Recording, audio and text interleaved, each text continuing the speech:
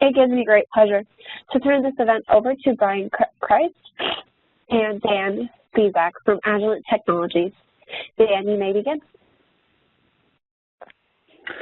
Thank you, Madison, and welcome everyone. Thank you for joining us today. I'm going to give an overview today on compliance and qualification, and specifically on how to make some of those buzzwords that may give a negative connotation a little bit lighter side.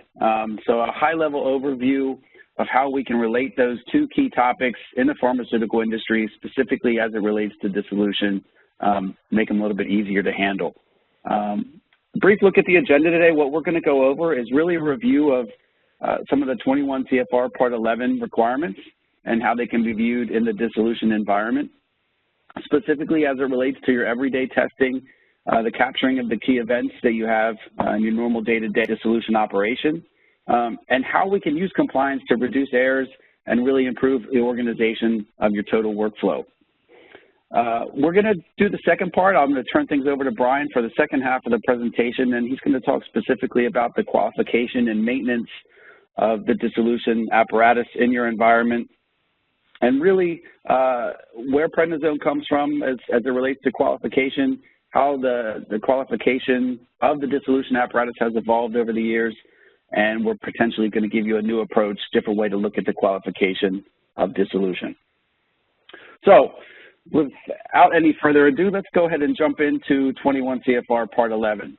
I know when we hear the word compliance, it can give us a feeling of, some unnecessary things we might have to do, or some extra work, additional documentation, and things like that. But really, when we look at what compliance can bring us, and when we abide by the rules that are set forth in Part 11, it really is a benefit of how we can organize things and keep the dissolution errors to a minimum, especially as it relates to documentation. So if we look at it at a high level, we can break down in three specific parts: the security of electronic records, attribution of work, and electronic signatures if they are used. So let's take a look at each of those in their own environment.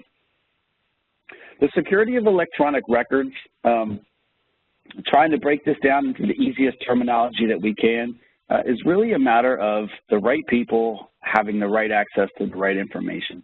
And obviously, everyone or I should say most people who are doing dissolution testing in the pharmaceutical industry, a very regulated environment, really just means that we need to be able to verify who's doing what, limiting specific access to trained, authorized, competent individuals who are able to do the processes that they've been trained to do and document those actions accordingly.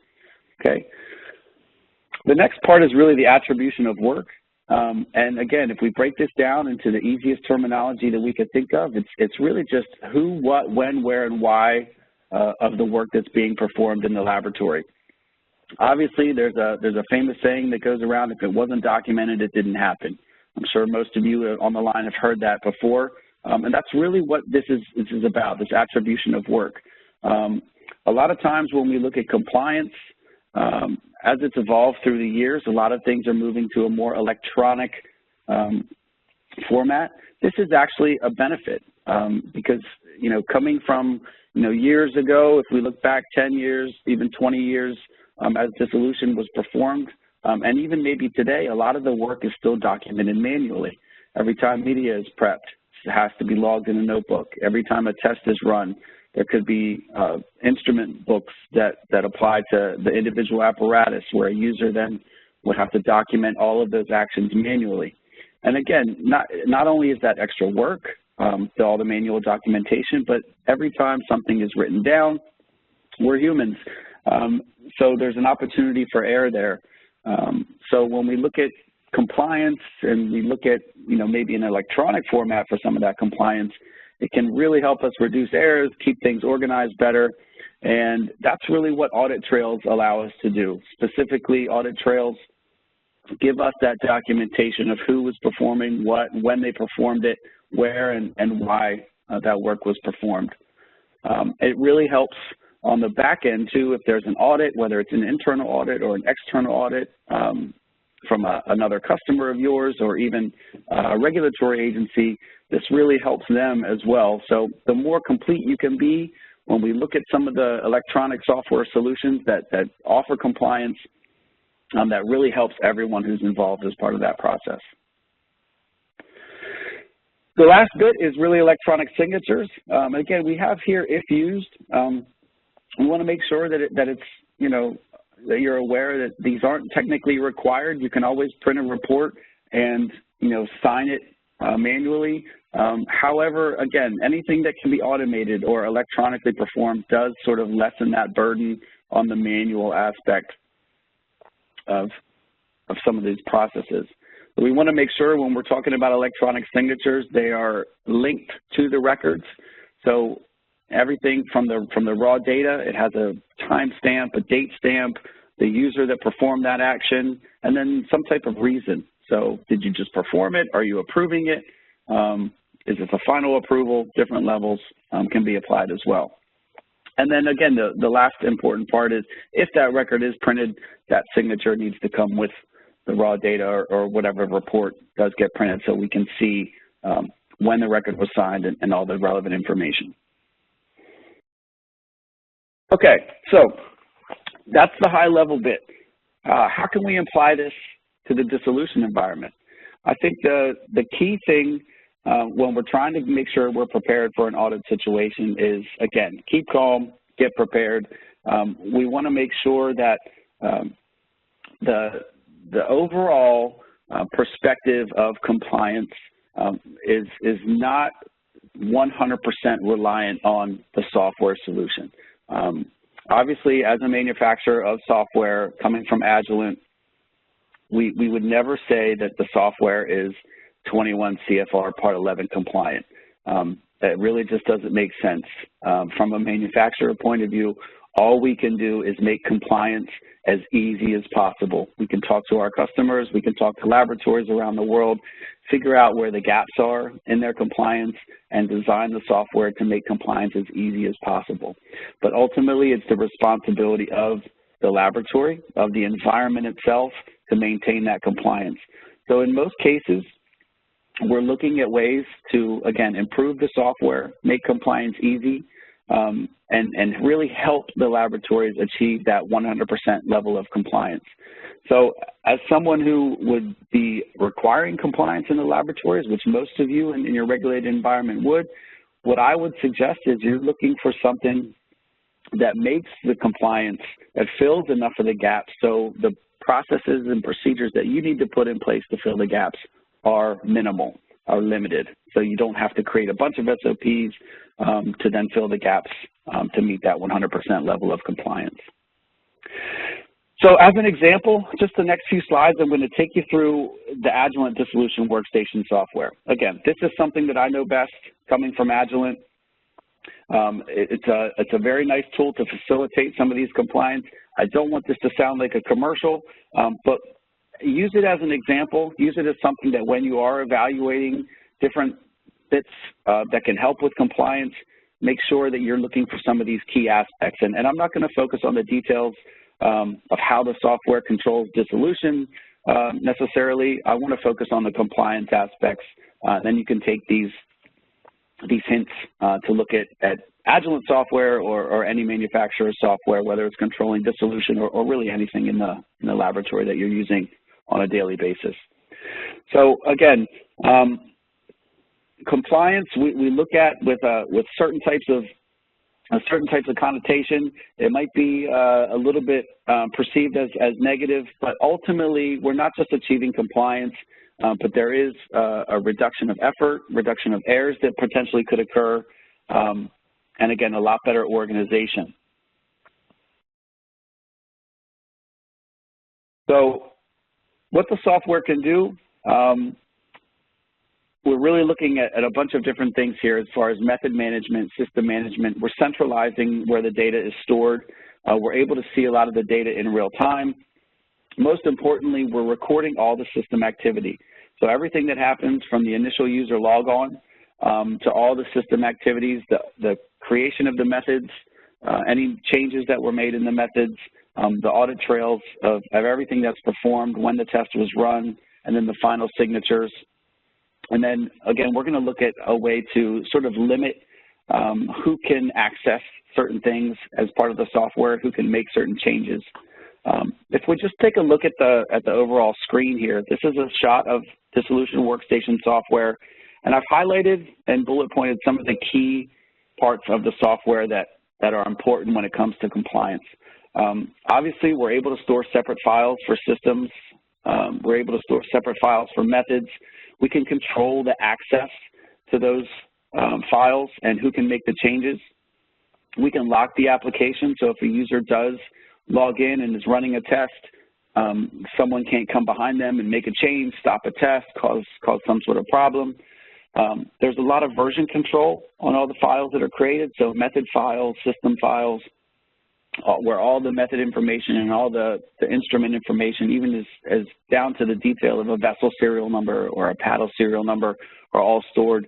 We have really nice version control in that, so that's important to see when the changes were made, who made the changes, and again, going back to the audit trail functionality, make sure when you're evaluating types of software like this, that you can make sure when we go back to the very beginning, when we looked at the Part 11 requirements, who made the change? When did they make the change? Why did they make the change? Were they properly trained? Is this person someone who has that access and should have that access to be able to make those types of changes?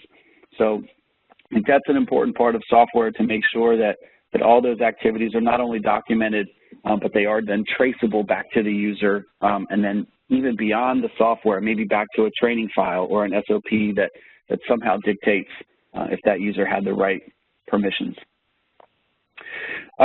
It's also something with software that we hear a lot about when we talk to laboratories worldwide is the exporting of data out of that software and into a common platform. So, we look at dissolution software. We don't typically think of dissolution maybe as something that requires software. A lot of systems are still manual or semi-automated. They can be controlled right from the instrumentation themselves. But there is a lot of key information there. All the method information that's stored, all the system information. We still get some sort of data from a dissolution test, even though ultimately it's sample prep. We're looking at RPM data. We're looking at temperature data.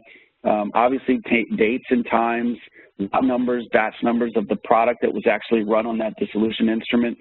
So sometimes we want to get that into a familiar format, something that the laboratory is using, like LIMS. So see if that dissolution data, if you are going to put it on some type of electronic, paperless, software-based platform, investigate how that data can be pulled into your company-wide LIMS system or some other data repository that you're using in your laboratory. I think that's something else to consider when evaluating software. And then obviously, we don't want to have a lot of local databases set up. So when it comes to dissolution software, look for client server type situations, a place where you can have a single repository, a single database that's set up, and have all your dissolution instruments all around the laboratory. Have them networked, have them all communicating to a single server where you can then organize. Again, this is more about organization, security. You can just back up a single database on a regular basis. You can have all your methods stored in one place. You don't have to necessarily create them and store them on all the different separate workstations that you might have around the lab. So again, that plays into not only compliance, but even better organization and data integrity, data security. And then, one other part that I think is important when we look at dissolution is it's not necessarily the cleanest operation in the lab, right? We're handling a lot of different media, sometimes in larger volumes. We could be doing media changes. We might be doing sampling. Filtration is all happening, so it can be a little bit of a wet environment, a little bit messy sometimes. It might not be the best environment for a PC. Whereas, some of the other techniques, analytical techniques in the laboratory are a little bit cleaner. There's not so much water and media sloshing around in such a high volume.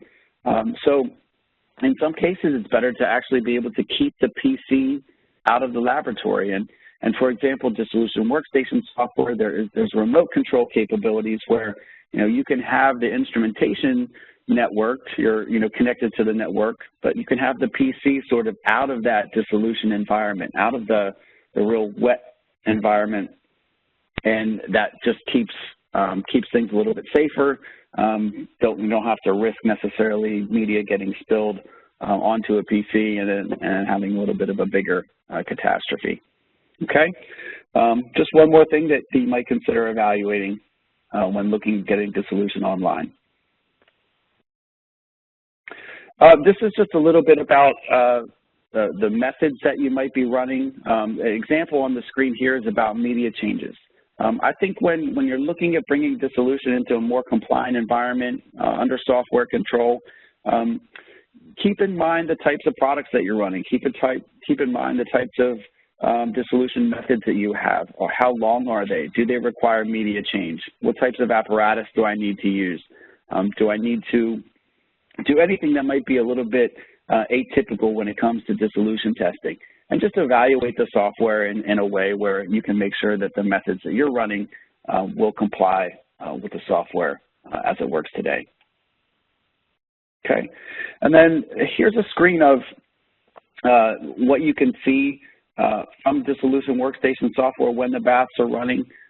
So again, this is more about how the software is tracking information. So we say that dissolution is sample prep. We say that we might not be getting a lot of analytical information, and that's certainly true, but there is a lot of important data coming. So we will see a full activity log of all the information. We will get temperature data. We will get RPM data. If we have vibration monitoring in our particular system, we could get the vibration data. And it's certainly useful to be able to check the progress of the test itself, so we can see when the next sample is taken. We can see the sort of the status of the entire dissolution method. So again, just from an evaluation point of view, see where the benefits are in the software. Make sure that we are going to have a traceable way of bringing all this information into the final report where it can be approved and then even potentially exported outside of the software itself. Okay, and then this is a shot of the reporting. So again, I think this is most important when it comes to some type of auditing situation where you're able to then filter with a lot of different conditions. If you need to verify what user ran certain tests, what instrument ran all the tests, when tests were run, from what date to what date, what particular laboratory, what particular product. This makes it very easy to recall that data in a nice, organized format to be able to inspect certain things. So, for example, if a qualification has failed, you can go back to a particular apparatus serial number, see all the tests that were run on that apparatus, and then, sort of collate them in a nice, organized manner. Okay. And then obviously, when it comes to security, you need to have some type of login access. User levels are very important. So I talked about this earlier. If you want to be able to control who can access the methods to make changes, who can access the system information to make changes. I mean, obviously, the system itself should be version controlled. You should be able to see who's doing what. But again, this is more about having the right people with the right access to the right information, making sure that only trained individuals or adequately supervised individuals have the rights and privileges to be able to make the necessary changes within the software. This is certainly an important part of any type of compliant environment. And then the ability to lock the application where, to make sure that once the test is started, you can lock it and run away, go do some other tasks, and someone doesn't come up behind you and again, make a change that wasn't particularly authorized. Lastly, the e-signatures and the audit trail certainly kind of provide all the traceability that's necessary, again, for audit situations, whether it's internal or external. And then again, just to give a complete picture of the whole entire dissolution workflow, making sure that the software is capturing all the necessary data, and the right people are having the right access to do all the necessary steps. Okay. And with that, I'm going to pass things over to Brian. Brian's going to give us an understanding of how we can take something like software and the compliance aspects that we just talked about and apply it to necessarily the qualification part of dissolution. So, Brian, over to you. Hey, thanks, Dan. Yeah, that was a great background on the compliance picture. And what I'm going to do is just carry that compliance message forward to a great case in point is the measurement and documentation required for the qualification of the dissolution apparatus. So next. As you know, most of you listening today that are involved with dissolution know that this test is used all throughout the product's life cycle. There have also been a number of historical dosage forms, solid oral dose in form of tablet and capsules, and these do comprise a huge amount of the market for testing. But over time, improvements and even modifications have been made, and this is to provide a better performance testing platform for a wide variety of products, including a lot of novel dosage forms, creams, ointments, transdermals, implants, and things like this. Next. So we see that through the product's life cycle, early on in product development, the API characterization really involving intrinsic dissolution to look at the release profile of just an active drug is extremely important, along with its stability. After that, there's a relationship between this in vitro dissolution test and in vivo responses that are performed during clinical comparison of products to show that we do have an optimum product. In a generic sense, it may be to show that there is a similarity with the innovator's product as well. But after approval and acceptance by regulatory agencies, this does move through QC and something that we can always expect to happen, as anyone in pharmaceuticals is aware. It seems that the only thing that's constant is change, and products do get modernized, techniques, equipment, and the product production processes are all becoming much more efficient. So we can evaluate these changes, and the dissolution test is pivotal in this for evaluating that the performance of the drug has actually remained consistent. So one of the primary tests of three, dissolution, it really is ensuring the performance of the drug product. The assay itself, the key word here is accuracy, like a game of darts. We're trying to see how close to the target the drug was released. Also, the next test, dose or content uniformity, ensures the precision in manufacturing, that the dosage forms are releasing in a consistent manner. But while those two can pass because their techniques for putting a drug in a solution are fairly aggressive, dissolution under very controlled condition evaluates the performance of these finished drug products. And because of that, the key word to tie here is performance. And I want to reiterate the importance of this apparatus being free from any type of perturbance or issues that are going to, to provide an incorrect result from this type of testing. This is a quantitative procedure. According to FDA, of course, these methods have to be predictive, comparative. Another key word is discriminatory. They have to be able to determine the difference between a good batch and a bad batch. And this is very often related to the API itself or some part of the process. And these tests also have to be robust and reproducible.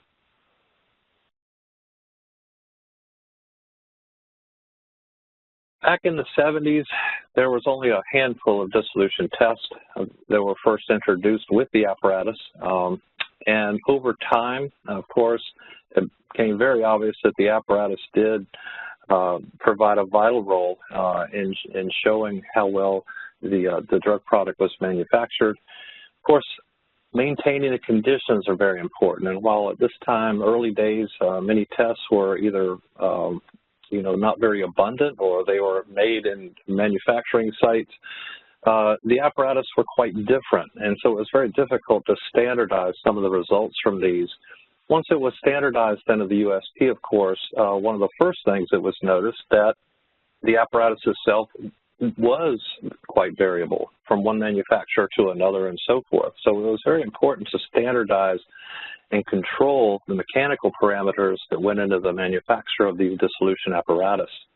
And vibration also was very important. It was found to be a factor at the time environmentally that could skew the dissolution test results higher and possibly for an immediate release product cause a product to pass when indeed it should have failed due to performance issues. So specifications and tolerance are given in the harmonized chapter we see in USP at 711, but that also represents the Japanese and European harmonized pharmacopoeias.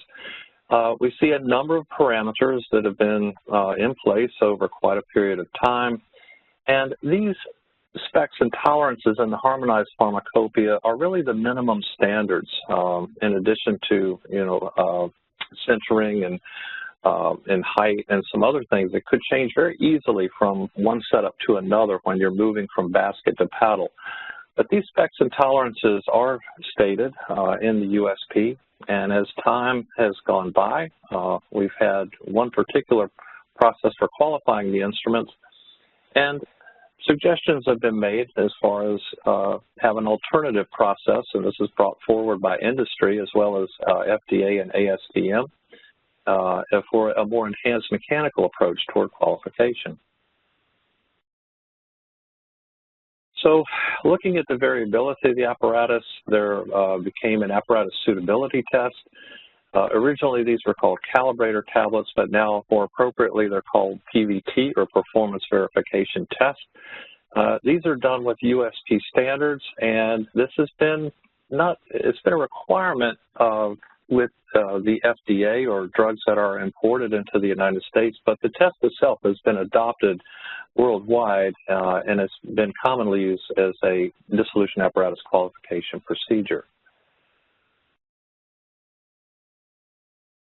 Traditionally, in addition to this PVT test, it is an analyst's responsibility to ensure that the apparatus is in a, let's just say, a mechanical state of tune. In other words, it's in a qualified state when we perform testing. Now, some of these tools you see are just common levels and run-out gauges. There's also a requirement that analysts visually inspect and look at these apparatus to ensure that they're clean and not damaged in any way. But all of the record keeping from these has been more of a manual nature. And some of these gauges have very fine verniers or a visually observed result, which are quite open to interpretation. So these may cause issues with product over time.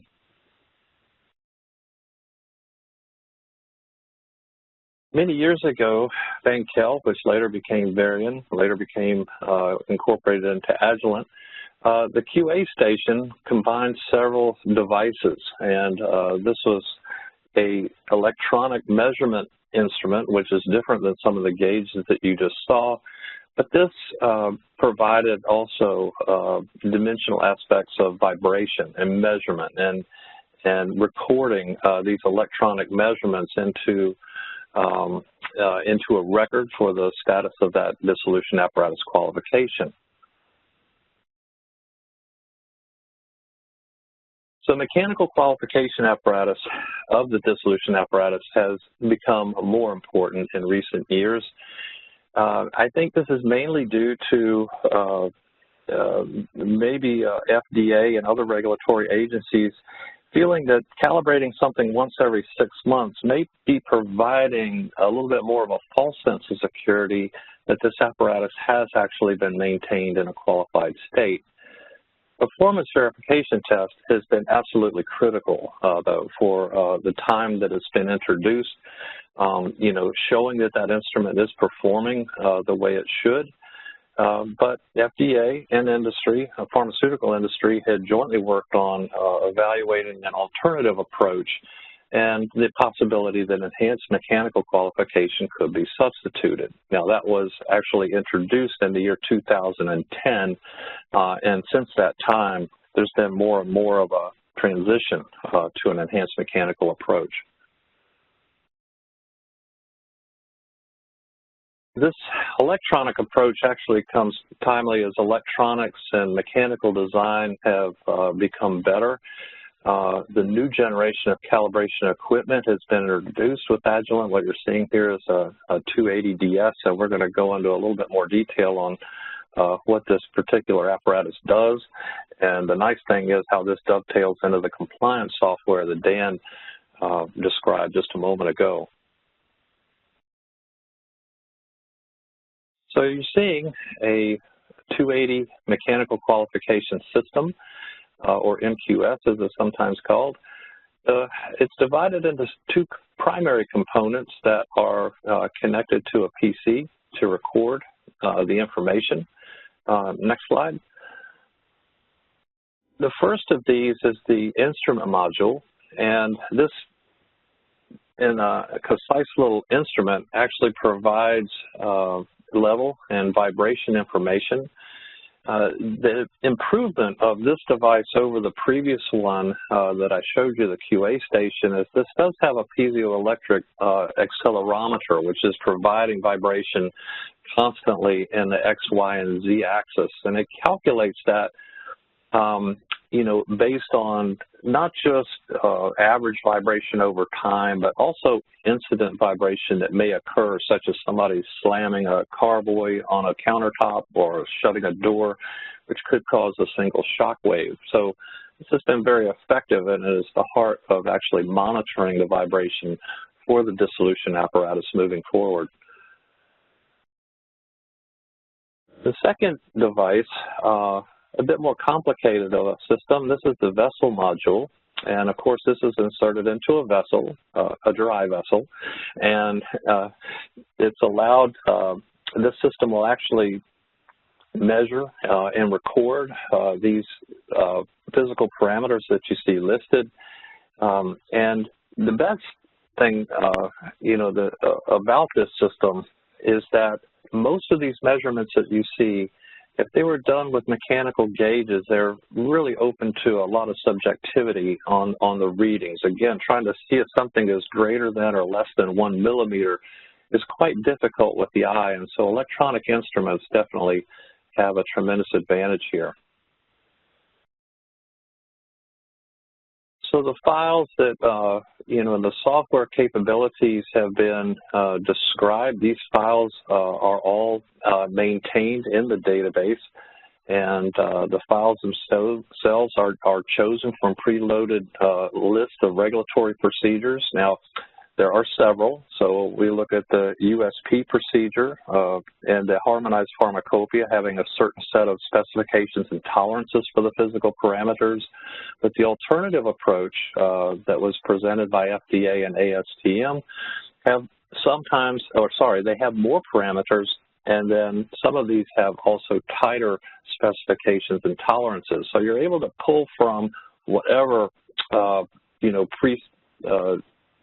installed physical parameters that you choose, and this, I believe this also includes the USP toolkit options as well. So you can select specific positions, or you can do a test that includes every position with every parameter. There can be a customization. Maybe you just are changing paddles to basket and just want to do a quick check of the centering height and wobble for each position. So custom applications can be easily carried out with this system. And it can also be used to monitor the method with built-in audit trail reports, as well as providing probably the most essential thing is the ability to trend data. Now, usually if we have a calibration failure and there's been a long period of time since something was last calibrated, this could promote quite an investigation into, for instance, if centering was out, what impact did that failure have on the data of especially the products that have been produced, particularly in QC? Is it possible that an instrument has produced erroneous results? So the beauty of having trended data capability is that if you see censoring moving from a state from 0.2 millimeters out to 0.6, now to 0.9, it'd be very nice to pull the system offline or take it out of service until that's corrected. Then, of course, the system will be requalified and placed back into service. In other words, the system never failed calibration, but we can use this trending capability. I think it's on one of the hidden treasures of the system to be able to basically pull a system out before it fails. The system has comprehensive reporting, and you'll notice on the far right, if you're familiar with any of the enhanced mechanical qualification procedures, you'll see some addendum to these, and one is for the basket configuration, and the other one is for the paddle, and it lists all the specific tolerances and specifications for each one, and this reporting system actually mirrors that, so it's very easily incorporated in. Again, there's a complete audit trail for all of the tools and things that are used, along with their calibration records that are printed out at each. So, coupling with what Dan had told us about the Dissolution workstation, you can see all those features alive in this report and maintaining the audit trails and right down to the calibration of the different instruments that are used. With the monitoring system, this is an offshoot of using that instrument module to determine environmental vibration. And it's important that some type of measurement is done either periodically or on a monitoring basis to ensure that a sensitive product is not affected. Most forms of vibration, or let's just say FDA felt that laboratories since 2010, when they introduced an alternative mechanical approach, really need to, laboratories need to control sources of very significant variability in dissolution testing, and these arise from vibration, also vessel quality and deaeration. Now, we can have methods that can dictate how we deaerate media and maybe the qualification of our vessels, but on an ongoing basis, vibration is something that should be monitored because it's quite transient. It could be present at one point and not another. So it's very important for laboratories to keep harmful things away, or things that are vibrating consistently or in a sense of interference with the dissolution apparatus. They should be kept well away from the apparatus, but nonetheless, some incident could happen. Like I said, a misplaced piece of equipment could be contributing vibration, and this is all the more reason why vibration monitoring is so essential. So it really comes down to what's right for your laboratory.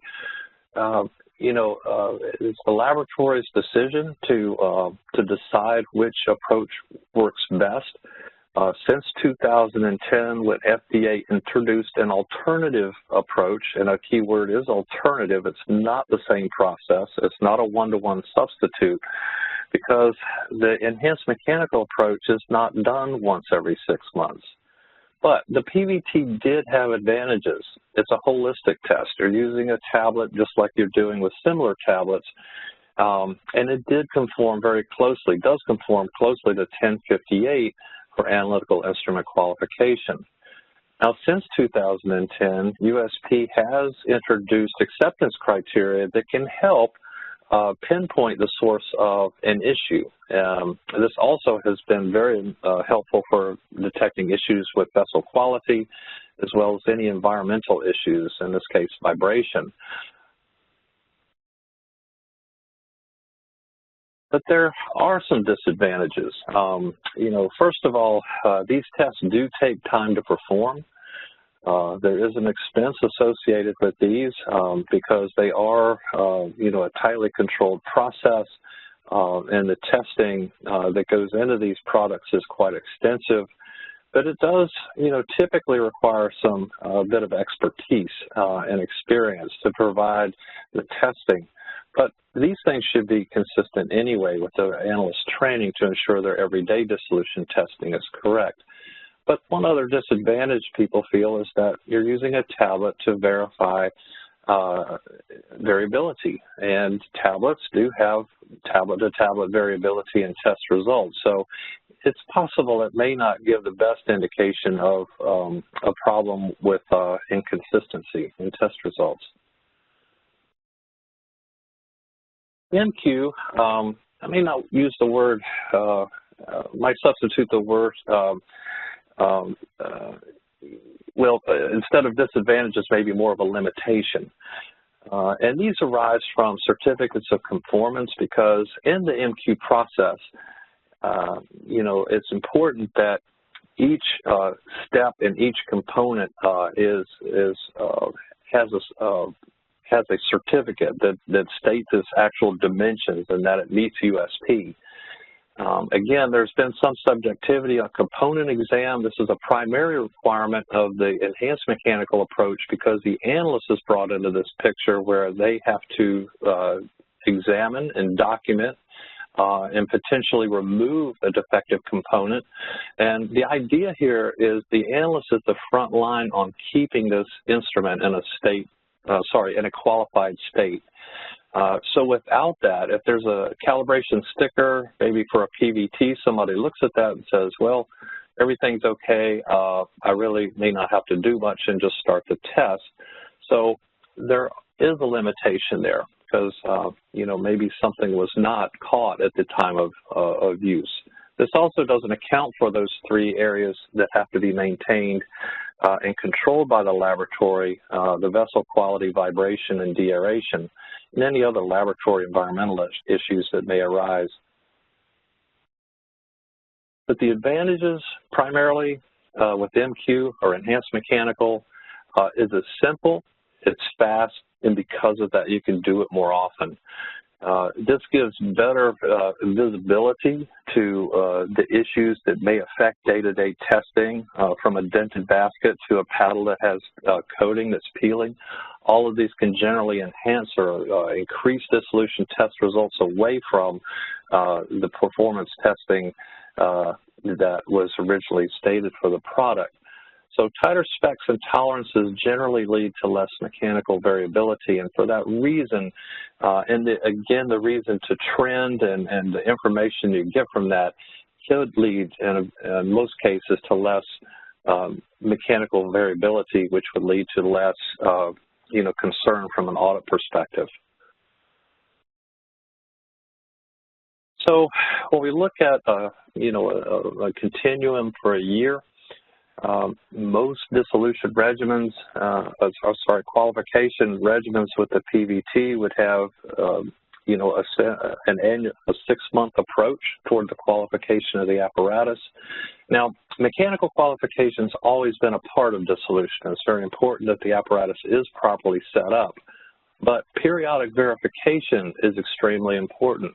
As Dan mentioned, if it's not documented, it's not done. So if we just simply look at something or set heights, we don't normally, or we may not have an accurate record of, how well that apparatus is staying in a qualified state. So some of these can be abbreviated where maybe some of the more critical aspects are tested. And with that guidance that came out from FDA in 2010, it was suggested that the physical parameters that were the highest risk are tested with the most frequency.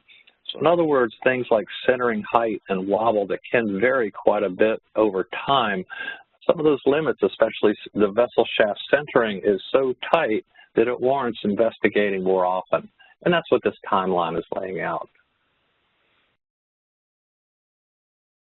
So the summary, I'm going to turn this back to Dan, and he's going to go over, tying the qualification approach to what, he's already discussed with the software. So Dan? Yeah, thanks, Brian. I think that was a great overview on on how the qualification of dissolution instrumentation has evolved through the years, and taking us to the present day where now we have some better tools in place that are available, and again, combining that with the software aspect that we looked at the beginning, really just a great way to give dissolution a little respect, I would say. Not treat it so much as just a wet chemistry sample prep type of technique, but really something that should be considered very important, as we know that it is. Really get it to a way that we can organize all the data that we're capturing, make it a little bit easier on the users to maintain the data electronically in a little bit more of a secure environment, a more compliant environment, as opposed to having to write down every step along the way as part of the dissolution workflow. So again, just to summarize everything, the software itself, whether it's the 280 Dissolution Workstation, how we can look at solutions in the dissolution environment to help us out, better organization of all the method and system management, centralize that data capture, recording all the essential test parameters, whether it's dissolution, whether it's qualification for dissolution, be able to see our tests as they're, as the samples are being collected, data is being acquired in real time. Again, taking the compliance aspect, better security, better record retention, easier in audit situations, again, internal or external. When we look at specifically the 280DS and the qualification tools that are available, really give us a fresh look on how we can look at qualification. Brian made a great point of the trending capabilities in the software, being able to look at the data, acquire these measurements more frequently, monitor the trends of how wobble or centering or RPM is performing for a particular instrument or a particular position, prevent that failure investigation from happening. Don't wait 6 months to qualify the instrument. Qualify 3 months or every even 1 month. Cut down that interval. Treat it a little bit more like a balance, for example, as opposed to a bigger piece of analytical equipment that might just get qualified every 6 or 12 months.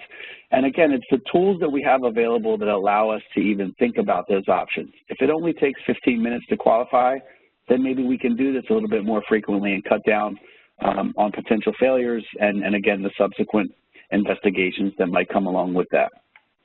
And lastly, any type of software solution that you might be evaluating when you're bringing your dissolution instrumentation to a paperless type environment really helps with organization and audits in those types of areas. Okay, you can certainly visit Agilent for more information about that. And with that, that is all that we have to present today. So I will turn it back over to the moderator. All right. Wonderful. So thank you, Dan and Brian, for that wonderful presentation. So we will now go to the Q&A portion concerning today's presentation.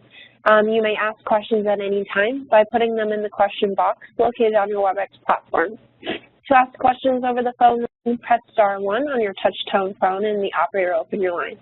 If your question has already been answered or if you wish to remove yourself from the queue, press *2. As a reminder, I will be sending a recording of today's presentation as well as information to register for the next event within 24 hours. Okay, so the first question that we have, is vibration part of mechanical qualification? In other words, is it a requirement for the mechanical qualification? I'll go ahead and handle that, Dan. Vibration, as far as a specification, there is no specification and tolerance at this time for vibration. In other words, at what point does a certain amount of vibration affect an instrument?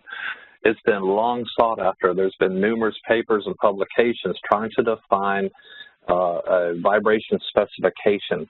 And as such, there is none at this time because it's basically chaos. In other words, you've got different vectors, you have canceling effects, additive effects, the impact of various frequencies from various instruments.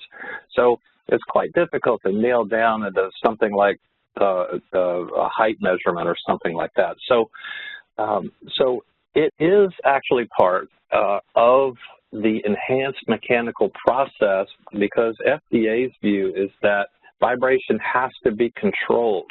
Now, again, since that guidance came out in 2010, no matter if you're doing the PVT from USP or you're doing enhanced mechanical, vibration has to be controlled. It's one of those three elements that the laboratory has to control in addition to vessel quality and de-aeration technique.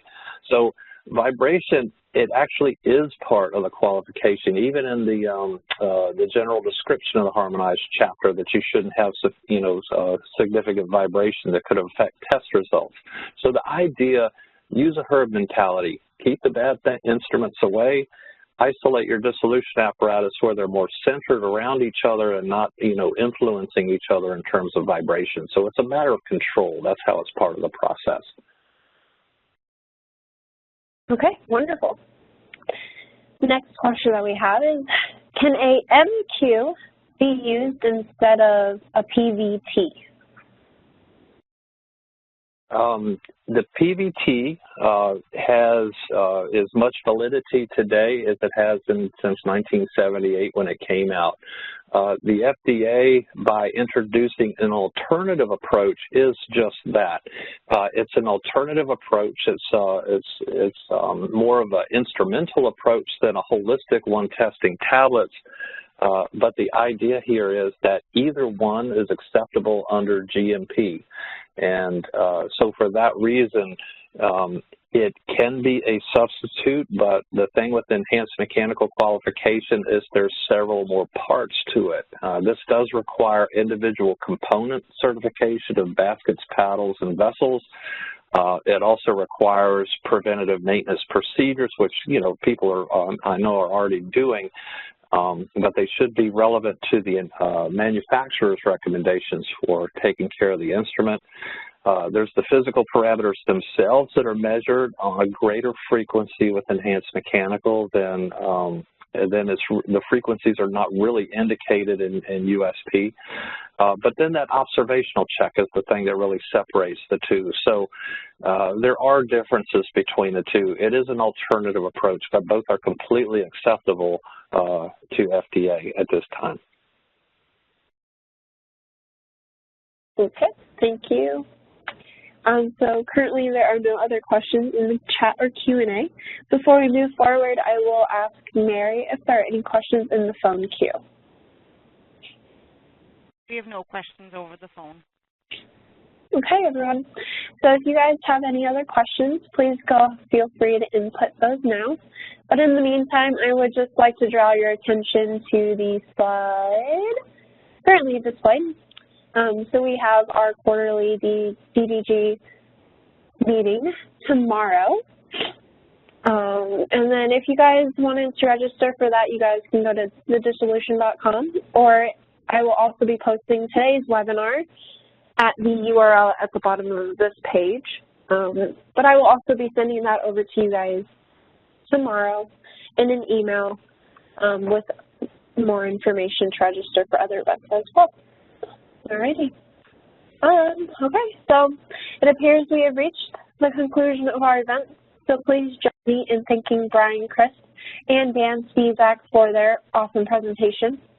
I will be leaving the session open for a few minutes to receive any feedback or additional questions that can be responded to offline. But we are now going to close the audio lines. Thank you once again for attending, and on behalf of Agilent Technologies, we wish you all a great day.